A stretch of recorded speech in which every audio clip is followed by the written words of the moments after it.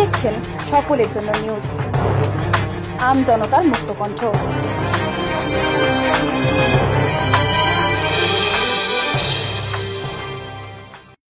পূর্ব বর্ধমান জেলা কমিটির উদ্যোগে সিপিআইএম সম্পাদক মণ্ডলীর সদস্য ও প্রাদেশিক কৃষক সভার নেতা আবদার রাজ্জাক মণ্ডলের গত 25 নভেম্বর জীবনাবসান ঘটেছে। আজ গলসি থানার পারাজে আবদার রাজ্জাক মণ্ডলের জীবন ও সংগ্রামের প্রতি শ্রদ্ধা জানাতে স্মরণ সভার অনুষ্ঠান করা হয়।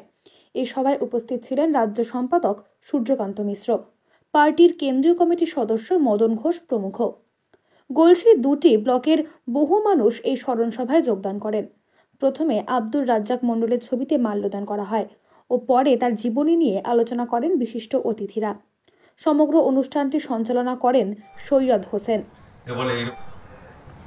বলে এইরকম করলে ঠিক হবে, ও বলে এইরকম করলে ঠিক হবে, তখন কারো কারোর দিকে আমাদের তাকাতে হয়। আচ্ছা, উনি কি বলছেন, কি ইনি কি বলছেন, বিশেষ কারোর দিকে তাকাতে হয়।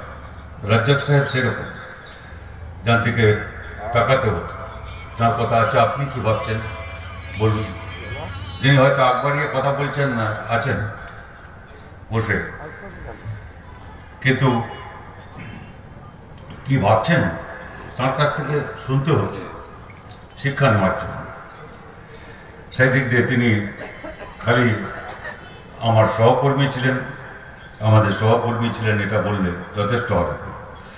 সেই দিক দিয়ে তিনি শিক্ষক, পথপ্রদর্শক, অনেক ব্যাপার এবং নানান রকম অভিজ্ঞতা তার। এখানে যা শোক প্রস্তাবে বলা হয়েছে সেসব সব কথাই প্রায় বলা হয়েছে, কাজে তার বাইরে আমি কিছু বলতে পারি না।